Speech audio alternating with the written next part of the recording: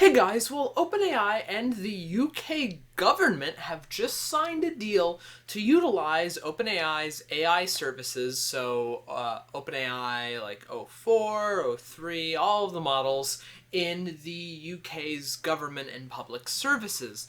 Now, this is, to a certain degree, unsurprising.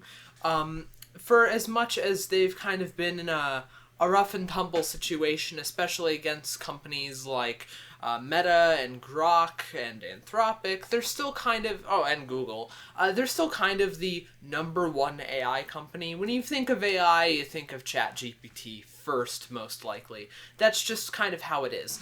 And not only that, but you have to consider the fact that AI use in government and in companies is widespread and growing. So the fact that AI is now being used in the UK's public sector, I guess I wouldn't really call a surprise. I mean, like, let's be honest now.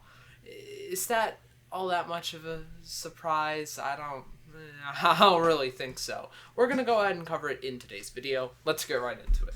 Alright, so we're going to go ahead and read this article by the BBC. OpenAI and UK sign deal to use AI in public services. So this report goes on to talk about how OpenAI has signed this deal. The deal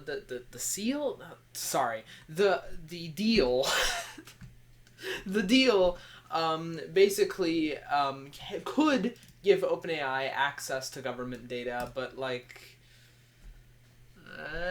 okay, this sounds a little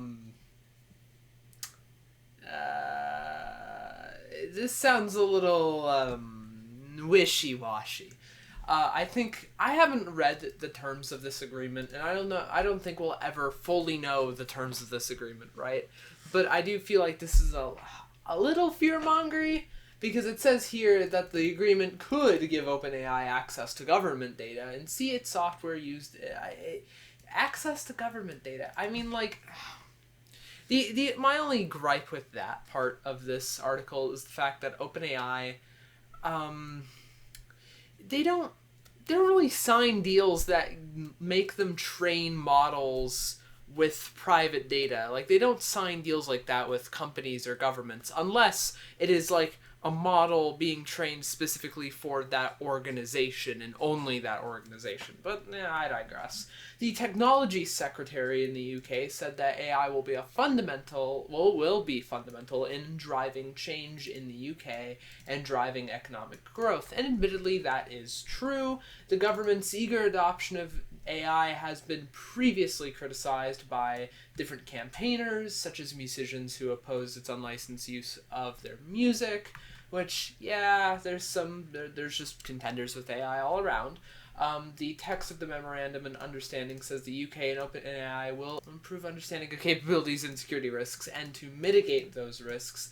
It also says that the UK and OpenAI may develop an information sharing program, adding that they will develop safeguards that protect the public and uphold democratic values. Not really sure what that means, but okay.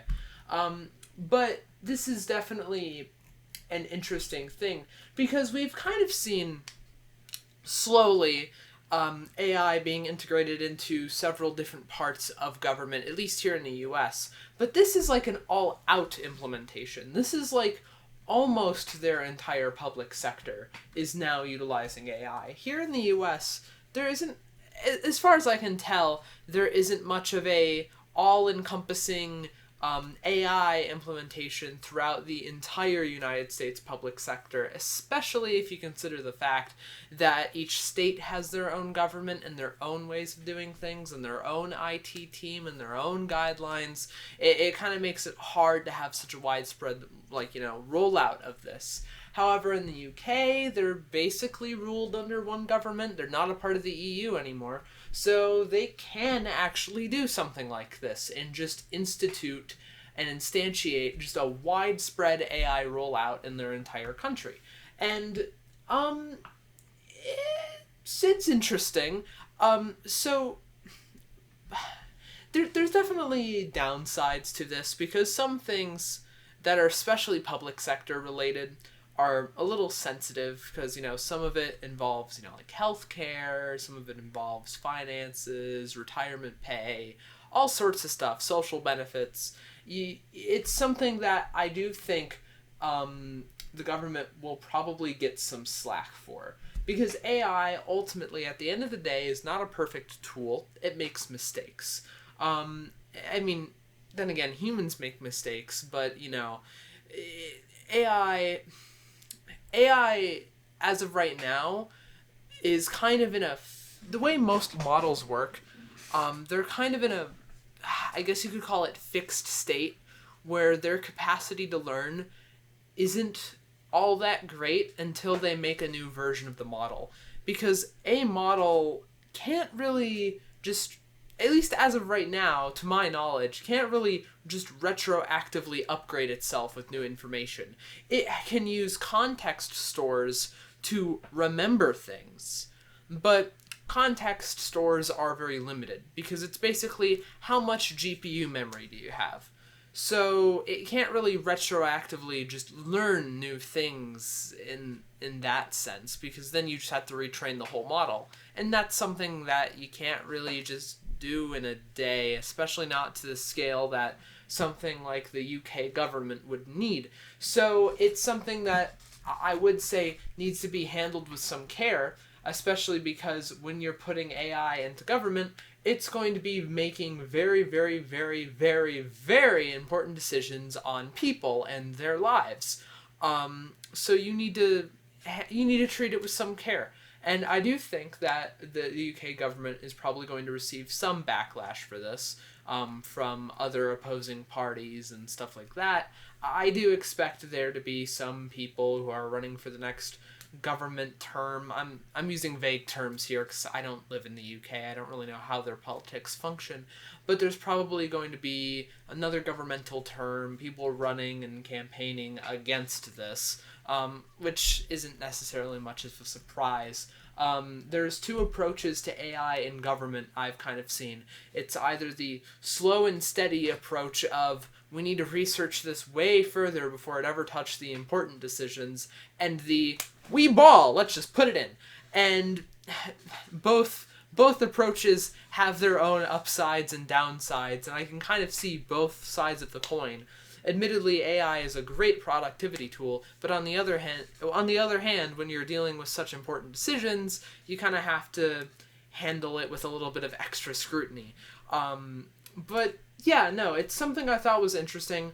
OpenAI, the company out of this, is probably going to be getting mad dollars. I'm going to be honest, they're probably going to be getting an insane amount of money from this to drive their AI efforts even further, which is kind of a one-up for them because they've kind of been having to battle the likes of Meta recently, because, Meta just got like a whole bunch of their engineers, and now the AI race is more like OpenAI versus Meta, and Meta's kind of been under fire for some of the business practices they do, and it's just they've kind of gotten they're kind of in a mess right now. They haven't been getting these like serious wins, so you know what, this is a little bit of a change for them.